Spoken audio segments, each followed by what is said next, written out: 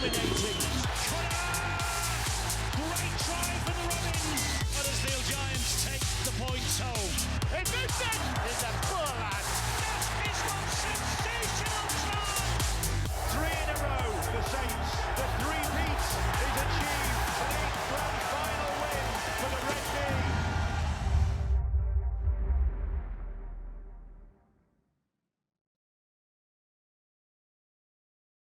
Hello and welcome to The Last Tackle here on the Sportsman, your new home of Rugby League Online. I'm delighted to welcome to the studio the Championship coach of 2021, Craig Lingard, and Kevin Brown is with us as well. And Craig, you are here because you've got this huge cup tie on Sunday live on the Sportsman. Yeah, we have Featherstone at home. We've got the home draw, which is what we wanted, but we've probably got the toughest team in the competition at this moment in time that we could have drawn between Featherstone and Leigh, I would imagine. But it's a tough tie. But it's a team that it's close to me as well. My family are Featherstone supporters, so I'd imagine I'll be getting quite a bit of stick come Sunday as well. Well, you did the draw, but you drew the home team, so Craig can't blame you for Batley getting Featherstone. No, and I think Batley they've started really well, so they'll go in full of confidence and being massive underdogs. I don't think they've got anything to lose. So some terrific players at Batley, and I know it's a very tough place to play, and they'll be using that hill as good as they can this week. Are you excited about Sunday? Yeah, very excited. It's a cup tie. It's a Challenge Cup, and it's the most prestigious competition in Rugby League.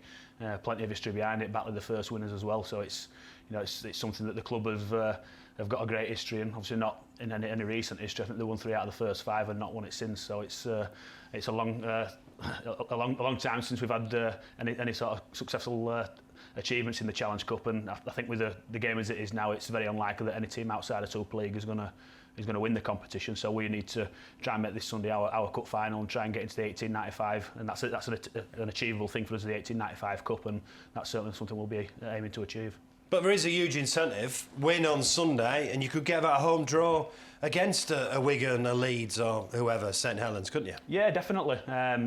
We've got to get out of the way on Sunday first, get Featherstone out of the way if we can, and it's going to be a real tough tie against Featherstone. We know the quality they've got, the money that they've spent, and the sort of quality players that they've got in their ranks. So it's going to be difficult for us. But you know, we're there. It's 17 blokes against 17 blokes and 80 minutes on a piece of grass. You know, so we're going to give it our best shot. And tell us about the Championship so far. Obviously, you probably don't want to talk about Sunday, when the narrow defeat to Bradford just by a drop goal, but it is competitive, a Championship. It is, yeah, all the way across the board. You've seen with the results that's happened this year, there's only a couple of teams in the competition that are undefeated, and Monday night's game, you know, winning this against Barry, against 2 teams that were undefeated at the time, produced a real good game. And it just proves that anybody can beat anybody on their day. So we need to be, as a club like Batley, where we've not got the money that other teams have, and we potentially haven't got the star quality of some individuals that can win games on their own. We know that we need to be 100% every single game, and unfortunate for us on Sunday, we weren't 100% for long enough against Bradford, and we came out as a 1-point loser, unfortunately. And Kevin, the Championship's in the spotlight thanks to Premier Sports, and you've been involved with Premier Sports. It's good, isn't it, Monday Night Rugby? Absolutely loving it. You know, whether it was a bit of disrespect from people that they thought there wasn't the quality in that competition, but you know, the amount of people who have mentioned to me personally how good some of the players are and how good some of the teams are. But the games itself, like Craig said, you go to games, normally in the Championship, you've got a real good idea who can win and who should win. But that's not been the case. Obviously, we've got Leigh and Featherstone who have been fantastic, but everyone else is beating each other. I think Newcastle, Batley, Barrow, they're all fighting for the next spot down. So it's going to make for a fascinating season.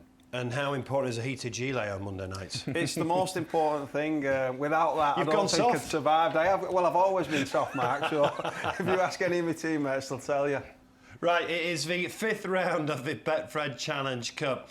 Saturday, it's the North West Crusaders versus Sheffield. That's live on the Our League app. Sunday lunchtime, Barrow versus Workington. That's live on the BBC. And then Batley versus Featherstone. That's live here on the Sportsman. Then we've got Whitehaven, York, and then on Monday night, Bradford versus Leigh. It's great. Look, obviously, I know you're here representing Batley. It's great to have so many games televised as well, isn't it? It is, definitely. I think the more Rugby League we can get out there for people to see, particularly outside of the Super League competition as well, because there's a lot of a lot of people that only watch Super League games and don't see the game outside of Super League. And you look at the games from the end of last season in the playoffs and the viewing figures that they got for the playoff games as well. There's some great teams, some great players outside of Super League, and for whatever reason, some people want to play part time because it works better for their lifestyle and their working environment and their career, and they could quite easily be playing Super League themselves. So there's some great talent on show in Championship, and it's given us a real good platform to show this talent. And I'll ask this question to Kevin, that unfortunately he's probably got the best team in the Championship on Sunday, hasn't he? He has, definitely. I think the depth that they've got, the quality of player they've got, the coach they've got, everything's against them. I think, that when you look across the board, there's no weaknesses, but when you've got such an overwhelming favourites tag, I think that's the one thing. I've been to Batley in a cup and nearly got beat with some international players from Australia. And when they run up against Batley at Batley, it was a completely different game than playing in your own comfort. So I think Craig will have a few things up his sleeve for Featherstone too. Yeah, we're doing as prep as we always do, and I think as Kev says there, there's some of these players that have not been to Batley before that might find it a little bit of a strange and unique pitch when they come out and they walk out that players' tunnel and they see that hill staring them in the face, and they'll certainly not played anything like that before in Australia, I wouldn't imagine. So yeah, we need to use that to our advantage, and it's our own patch and we play on it every other week, so we need to use that home advantage to our benefit and try and turn Featherstone around, particularly when they're coming up that hill. Well, you can carry on your preparation now. You might want to get your pen and paper out, because let's hear from your opposite number. It's Brian McDermott. I think we'd like to be playing a little better, but in terms of getting some wins, it's a really good start. And I'd say I think for most teams, the weather's had a bearing on how much prep and practice, quality prep and practice we can get through. We've got some decent facilities here at Featherstone Rovers, and we're not short of grass fields, but we are very short of dry grass fields, and it's really wet and it's really boggy. And we have the ability and facilities to train on 3G, but that's sometimes unrealistic to prep for that if you know in full well you're going to train on a wet, boggy field. So that's having a bearing on some of the quality that we don't possess at the moment. They're a good team and they've been decent for a couple of seasons, haven't they, with with Craig Lingard's given them some great leadership. He's given them belief they can play. And they've had some incredibly close score lines this year. We're expecting another battle. We'd have to be good. I think we'd have to be good both with the ball and defensively. We can't just expect to be good just defensively. We've got to start asking more questions with the ball. But it is the Challenge Cup, and because it's because you don't get a second chance, it just gives it a certain different feel. Every Challenge Cup game has the same feel. It's that you've got to get the job done there, and then you can't learn your lessons. And like I'm talking about what we did yesterday, we can learn some lessons and go again next week. You can't do that in the Challenge Cup. You've got to win. And that always brings an added ingredient to the game, which makes it exciting for people. It makes it enthralling. And we hope it's not a battle. We hope we've got the game comfortable, but we're planning for a battle and we're planning for a tough encounter.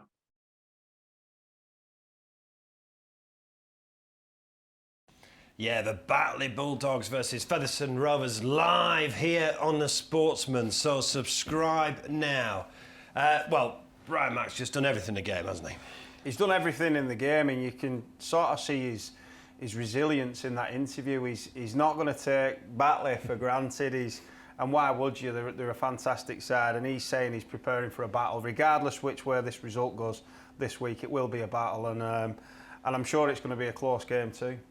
Yeah, we're hoping so. It's quite unique as well that I know Brian just said there you've got to do it all on the day. You can't come back the week after and try and win the cup again. But we have got them the week after in the league at Batley as well. So it's a bit of a double header is this one. But yeah, first and foremost, we're going to be concentrating on this cup game, and it is a knockout game, and we are the underdogs, and it's a free hit for us basically. Nobody's expecting us to win. All the pundits will write us off, all the fans will write us off. That's just how we like it. That we perform best when our backs are against the wall. There's two things you can do. You can either crouch down and get beat, or you can come out swinging, and we're going to try and come out swinging. You were Championship Coach of the Year last year, obviously unlucky in the end in those playoffs. You hit a very, very good side. We'll talk about those later on in Toulouse as well. Do you look up to the likes of Brian Mack? Do you want to learn from him as well? You try and learn from everybody. I think as as a coach, as you are as a player, you're always looking to try and improve, and whether you look to improve by looking at what people have done well or looking at what people have done not so well, and you mould that into your own way of putting things across and your own way of coaching. That's what you do, and you're looking at someone like Brian McDermott, who's done everything in the game coaching wise. I'd be daft not to look at him and see what he's done, but you know, I'm not Brian Mack, I'm not John Kay, I'm not anybody else, I'm Craig Lingard, but I try and put everybody else's slant on things into my own way and use it to my style. And it depends on who you're coaching as well. I've not coached in Super League, I've not coached in a full-time environment, so there's no point in me going into Batley with a full-time environment head on and trying to coach players who've just grafted 12 hours on a building site. It don't work. You know, so you've got to coach to your individual style, your individual players, and your individual environment as well. Well, I know you're just concentrating on Sunday, but you're going the right way. Yeah, we are. We've probably not hit the forms this year as yet that we hit last season, but we brought a couple of players into key positions that maybe taking a little bit more time to gel. But a bounce of the ball here, decision there, a bad decision from a player in another area, and it could change the context of the game. And you know, we've just not got them decisions as yet, individually or collectively, and hopefully that'll turn around for us. But the harder we work, the more often you're going to get them decisions. Well, it's the 5th round of the Betfred Challenge Cup, and you can see every minute of Batley versus Featherstone here, live on The Sportsman. Don't miss a thing from the new home of Rugby League online. Follow The Sportsman on social media. And follow the YouTube channel for exclusive content.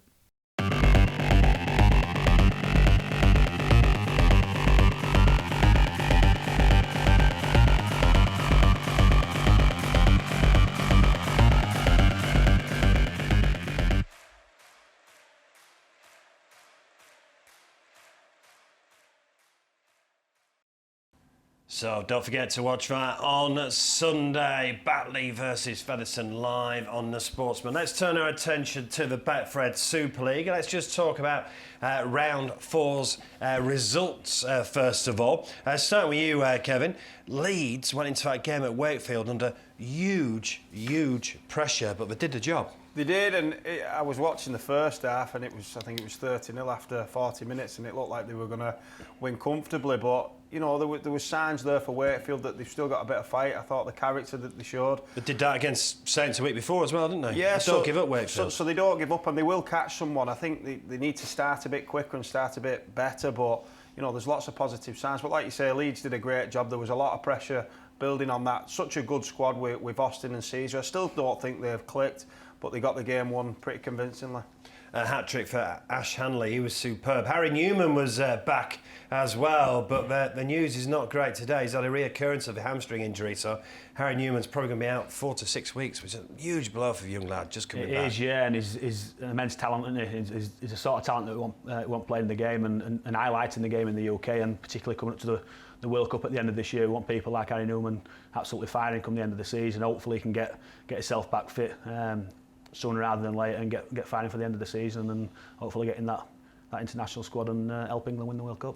Because unfortunately, Kev, when you are coming back, you can get these reoccurrences, can't you? Or you can get a knock somewhere else. Well, that's it, and I think as a young lad, I think he's probably that eager. I'm not sure whether he went into the game a little bit with a niggle because Tom Briscoe was on the bench, whether that was luck or great coaching from Rich Agar. It was a perfect swap.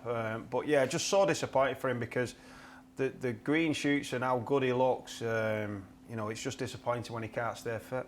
Let's move to Friday, Hull KR versus St Helens. Well, St Helens have a benchmark, aren't they? And it's quite a high benchmark, and that benchmark's getting higher, I think. I expected them to drop back this year, I did. I thought Lachlan Coote leaving, a couple of players getting a little bit older, but you know, Wellesby and Lewis Dodd have come in and they look the best players in the competition already.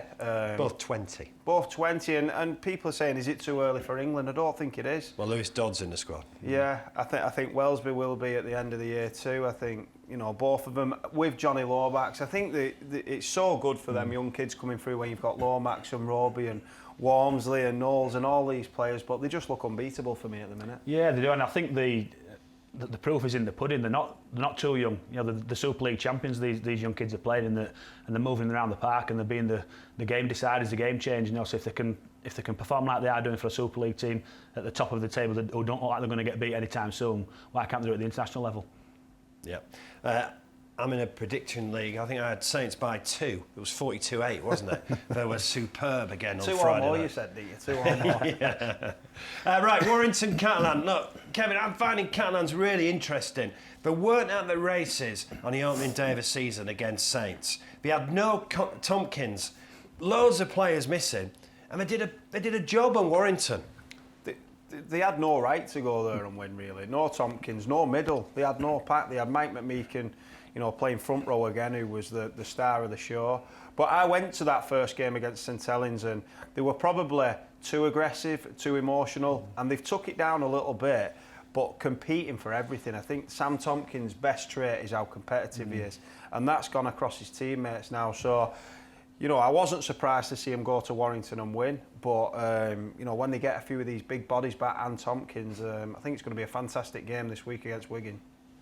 And Mitchell Pearce looked like the signing probably they thought they got this week. Well, he's building into it, isn't he? I think the more he gets to play with, I think Josh Drinkwater's probably been one of Catalan's best. His kicking game and his variation of kicking game, obviously created a try for Mitchell. But I think their link, and when Sam gets to play a little bit more consistent with Mitchell as well, I think he'll be one of the best in the Super League. Toulouse-Wigan, wow, what a game this was. Toulouse were 18-10 up. Obviously all about Toulouse from last year. I thought Toulouse were going to get their first win of the season, and I think, Wigan pinched it, didn't they? They pinched it. Yeah, they did. And I think for Toulouse to be successful in the competition this year, they need to make their home form count.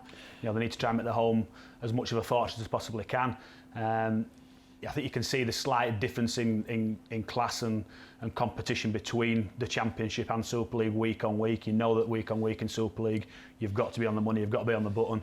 In the Championship, you can dip a little bit with the quality of squad that they had last year and still come away victors. But when you're playing in Super League, you've got to be on the money every single game. And they were on the money this week, but unfortunately, it just weren't quite good enough. And Wigan nicked the game by a point. And unfortunately for Toulouse, that'll probably hit them really hard. And on Sunday, Castleford got their first win of the season. They did, yeah, and I would imagine it'll be quite a nice victory that for Lee Radford as well, coming up against his old club, and it was a victory that I think they really needed. I know he said in the week leading up to the place a little bit like a morgue, going round Castleford at training because they were just desperate for that first win. I think that'll give them immense amounts of confidence. And Hull this week, I think they're missing a few players as well, so they've got a bit of an injury crisis themselves. So I think they're in the doldrums a little bit. So they'll be wanting to do maybe something similar to what Catalans did at Warrington this week. I asked this question last week, Kevin. I don't know where Hull are at. 1-2, lost 2. Yeah, well, I'm not sure where they're at. You probably put Jake Connor at the front of that. Where if Jake Connor plays well, they win, and if he doesn't play well, they lose. And I've not seen two contrasting games by an individual swing his team so far. I think last week against Salford, it was probably the best individual performance I've seen in Super League today. And then I watched him against Casper, it was probably one of the worst. So if Jake Connor can stay consistent and give an 8, a 9, a 10, I think, Hull FC will be fine. And two of your old clubs met, Huddersfield, Salford. Now, I tell you what, this is, 3 wins for Huddersfield now. Ian Watson, this season, definitely stamping his mark on Huddersfield.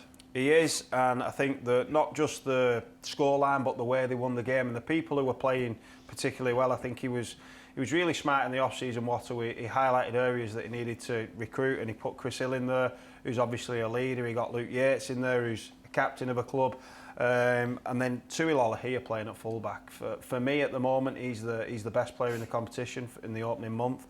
I think he's taking a lot of pressure off Will Price. So Will Price and Lolohea are doing a lot of off-the-cuff rugby, and then Ollie Russell and Theo are controlling them down. So I think he's got the balance just right at the minute, Watto. Will Price got on the score sheet. Yeah, again, he's another talent that we want to try and nurture and try and get to the top levels of the game. And is international rugby too soon for him this season? Potentially, with the sort of quality players that are in his position. But the more games that he plays in Super League, the better he's going to be. And I think the success that they've had so far this season at Huddersfield, it's down to the hard work that Ian Watson did last year. I think maybe people were expecting him to come in last year and do what he did with Salford in such a short space of time. But when you come into an environment, you've got to look at the players that you've got, look at where you're strong, look at where you're weak, and maybe try and get rid of a few of them weaker influences and strengthen in them areas. I think he's done that over the off season. You can see how the start of the season this year, they're absolutely firing. Well, let's find out more about Huddersfield. And in one of our regular features, let's meet their club captain. It's Michael Lawrence. Michael, start off. Do you remember the first game you ever went to as a kid, rugby league game? First game would have been a Giants game. I think it was back in 1998 when they'd merged with Sheffield. So yeah, no, that was one of the first games I went to. It was good to see Rugby League up live in person for the first time. And then when did you first play the game of rugby league? I played at Newsham Panthers. That was my amateur club pretty much from 5-6-year-old all the way up till I signed professional at Huddersfield. How well do you remember your professional debut? Yeah, I do remember it. It was back in 2007. We was playing against Warrington. I was on the bench. I sat on the bench for about 75 minutes. Came on at the end of the game. I had one carry, and then the hooter went, and yeah, that was that. We won the game though, so everyone was really happy and in a good mood and really enjoyed it. Who was your favourite player growing up? Favourite player was Jason Robertson. At the time I was a centre winger, and I just liked watching him. Every time he got the ball he could make something happen. He was great footwork, great speed and exciting to watch. Who's your favourite player to watch now? Favourite player to watch now? So recent years I used to love watching Sam Burgess play, obviously a similar position. I just love the way he plays the game. So yeah, he was one of my favourite players to watch recently. What's your best rugby league memory so far? Best rugby league memory has to be 2013 when we won the League Leaders Shield. As the years go on, I realised how big it was what we did and how tough it was to accomplish. And yeah, it's something I'll cherish forever. Favourite stadium that you've played at other than your home ground? Favourite stadium? I'd have to say Millennium Stadium in Cardiff. That's where I scored my first try for Huddersfield at a Magic Weekend back in 2008. So I remember the atmosphere. It was probably my first big game experience, and the atmosphere was awesome. What do you reckon you'd be doing if you weren't a rugby league player? PE teaching. That's what I was working towards before I became a professional rugby player, and that's what I'm working towards now, pretty much. So yeah, I'd be involved in sport in schools, I reckon. And then lastly, who's your favourite athlete outside of rugby league? Favourite athlete outside of rugby league? I'd have to say LeBron James. I'm a big NBA fan, and yeah, I think he's pretty special, really.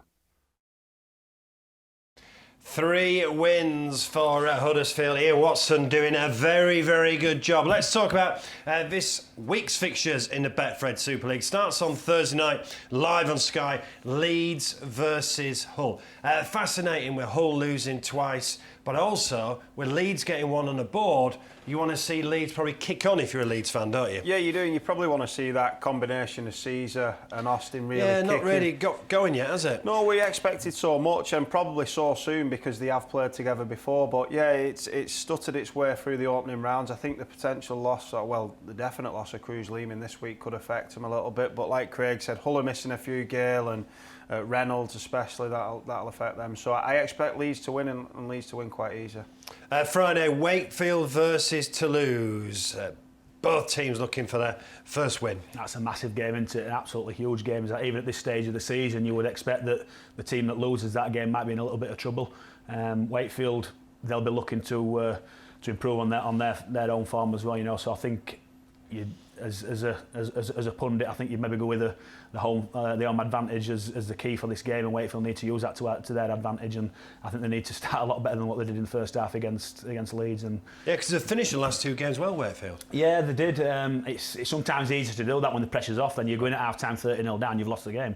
You know, so you can play with that without that pressure on you then, but they need to start the games without that pressure and going at half time, giving themselves a chance to win the game rather than being at half time 30-0 down.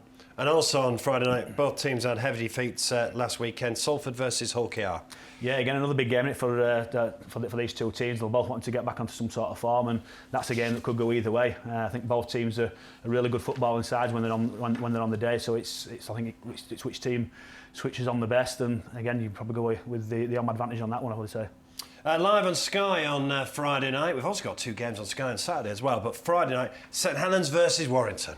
Yeah, any other year you'd say classic, but for me I think the way Warrington are playing, really disappointed with Warrington. I still think there'll be contenders back end, but I expected Daryl Powell to make a massive difference, especially to the attack straight away. Probably being a little bit too harsh on him, But yeah, they've just not performed where I expected them to. So I expect St Helens to do what St Helens do and, you know, fly off the line defensively and give the ball to these attacking quality players in Dodd and Wellesby and Lomax.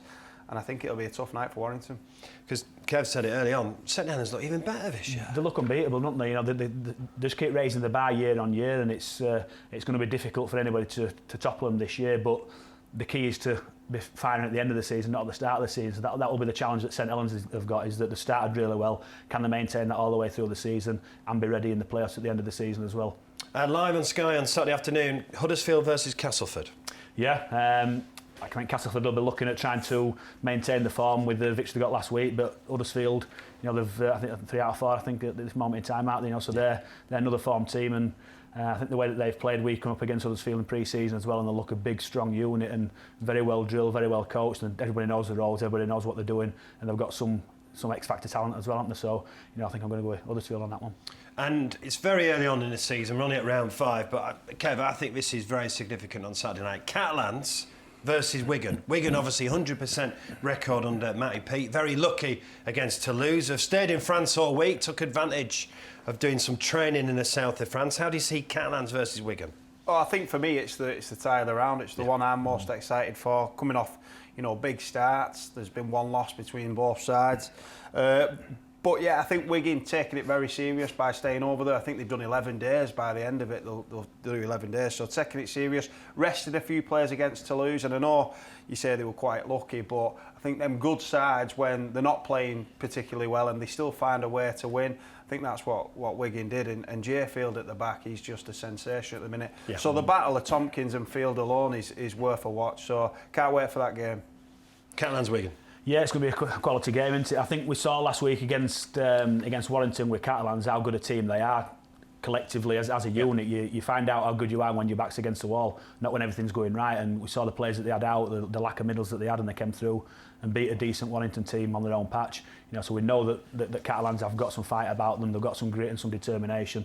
And if they can get a bit of quality back as well, then they've got some play in them as well. So it's going to be a real good contest. And I know we're going to stay over there. Sometimes that can work in your favour, but 11 days away from home, 11 days away from your family and your kids, and that can sometimes go against you rather than going out there either on the day or the day before. 11 days away from the family and kids would be wonderful, wouldn't it? Only joking if we're watching. Right then, huge year for the women's game. We've got the World Cup, and this weekend the Betfred Challenge Cup starts. It's a group stage at the beginning. We've got a live game on the BBC, on the iPlayer and the Sports website on Saturday. St Helens versus the Barrow Raiders. St Helens won the treble last year. Let's hear from one of their stars, Amy Hardcastle. So I started playing football first, and I noticed there were a team at Siddle. So I went to Siddle, very nervous, didn't think I could have done it, but I had to take the opportunity because I wanted to play rugby for a long time as a child, but there were just no teams around there, so I had to start when I was 18. You know, they welcomed me and I just grew, and there was a couple of teams on the outskirts of Halifax, and it just gave us that opportunity to be able to have a competitive game. For me, obviously, it was difficult because there were no teams about, and then this team just got produced at Siddle, which is great by Siddle for doing that. But, you know, moving forward, for me, becoming a mom was the most challenging for me. I started in 2009 and I fell pregnant with Olivia in 2010, so you know, I had to give uni up because you know I couldn't be at uni, I was struggling. I had to give up the physical side. There wasn't much support or knowledge around exercising in pregnancy for me then. There wasn't that support out there with the knowledge.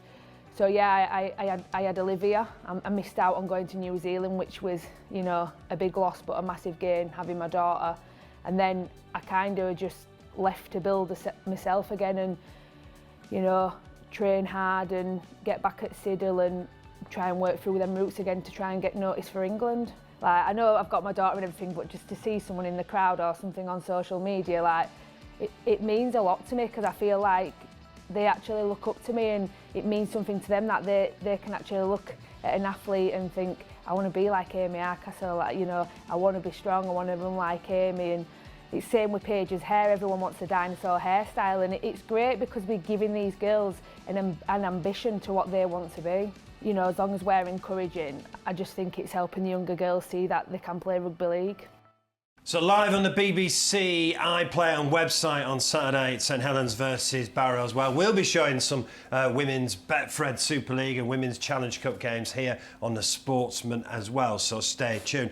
I just think it's brilliant, the growth of a women's game. Yeah, it is. I think men have always had that exposure to sport and their sporting heroes, whether it be football, cricket, boxing, rugby, racing, whatever it might be, and now the exposure that the women are getting, it's giving role models for young girls to get involved in sport, whether it is rugby or whether it's football, whatever sport is that they want to do, they can actually see these figures, these personality on TV now. They can see them live, they can go there, the crowds are improving, the quality of the sport's improving as well, the coaching's getting better, the standards are getting better, the training facilities are getting better, and then the products on the field collectively gets better as well. I think if you can do that, and we're giving these young girls role models to actually look up to, then the game's only going to grow. And a huge year for women's game with the World Cup. And I love how a World Cup is the women's, the men's and the wheelchair as well, all at the same time. Yeah, I was devastated when the World Cup didn't go ahead last year, but if anything, I think it's given us another year, especially for the women's game, to grow over here. And I think, you know, participation levels have gone through the roof. I know at my local amateur club, Oral St James, they started with 12 women about 4 years ago, and now there's over 150 girls playing. Brilliant. So it's fantastic, and I think it's snowballing. They've got heroes, like Craig said now. I speak to Jodie Cunningham, you know, most Mondays about her pre-season, how it's going. They're taking it really professional. So I'm completely behind it. I love watching it. I think it's a little bit more of an open game. So long may it continue, and hopefully we can win the World Cup with the women too. Yeah, and good luck to everyone in the Betfred Women's Challenge Cup this weekend. But it's time for one of our regular features. It's Try of the Week. Welcome to Try of the Week. I'm Ross Fiddies, and here are this week's contenders. Try number 1, and we're at Wakefield with Leeds in attack, looking to record their first win of the season. It's out to Hattrick Hanley on the wing, with a pass back on the inside to Sutcliffe to 18-year-old Morgan Gannon now, who crosses over for his first try of the season. Try number 2, and Warrington welcome grand finalist Catalan to the Halliwell Jones. Toby King in attack here on the left edge, but he can't go it alone. He's got Widdop in support, but no, it's out to ASHTON, who touches down for the home side's first try of the game. Wigan away at Toulouse for try number 3, and I'm not sure anyone saw this result coming. Liam Marshall here on his 100th appearance for the club, who gets it out to Jay Field, who weaves his way past the defence, and he's over under the sticks for his first of 2 tries down in France. It's up to Cumbria for try number 4 now, where Whitehaven hosts Dewsbury. Milnes setting up his own try here with that kick over the top. It lands in the arms of Beherrell, but Milnes is perfectly positioned in support, and he's there to crash over for the Rams. Try number 5, and it's nice to see scrums back in 2022. We're over to Lee in attack here. He's able to run it in while staying in support the whole time, and he's there to receive and to touchdown for Lee. And finally, try number 6, we're at HODSON for a nail-biting clash between 2 West Yorkshire rivals. Meadows weaving his way through the defence for Batley, and it's a superb pass out to HODSON on the edge. Miller fumbles it in defence for Bradford, and HODSON crosses over. 6 tries, but only 1 winner. Head to the R-League app now to vote for your favourite.